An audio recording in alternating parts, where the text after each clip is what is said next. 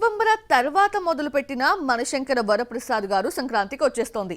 విశ్వంభరాని సమ్మర్లో రిలీజ్ చేస్తున్నట్లు makers announce చేసినా ఇంతవరకు రిలీజ్ డేట్ ఇవ్వలేదు.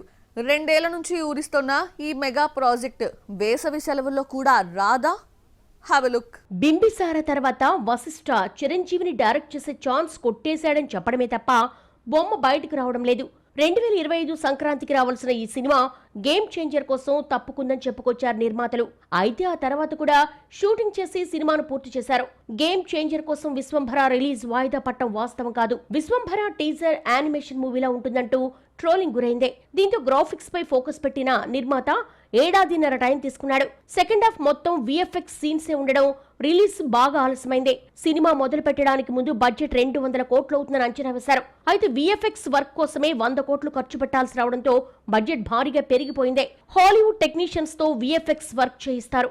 మేలో సినిమా రిలీజ్ చేస్తామని మేకర్స్ ప్రకటించినా రిలీజ్ డేట్ ఇవ్వలేదు. చూస్తుంటే సమ్మర్ కు రావడం కూడా కష్టమే అనిపిస్తోంది. 39 ఏళ్ల బాలీవుడ్ బ్యూటీ మౌని రాయ్ కిసిక్ అంటూ విశ్వంభర్లో ఐటెం సాంగ్ చేసింది. సైడ్ డాన్సర్ గా కెరీర్ స్టార్ట్ చేసిన మౌని బుల్లితెర సీరియల్స్ లో గుర్తింపు తెచ్చుకుంది. నాగిని సీరియల్ క్రేజ్ తీసుకురావడంతో వెండితెరపై బిజీ అయిన మౌని బ్రహ్మాస్త్రంతో ఆకట్టుకుంది. ఈ సోషియో ఫ్యాంటసీ మూవీకి కీరవాణి మ్యూజిక్ ఇస్తున్నాడు. అయితే ఈ ఐటెం సాంగ్ కు మాత్రం భీమ్స్ ట్యూన్ ఇస్తున్నాడు.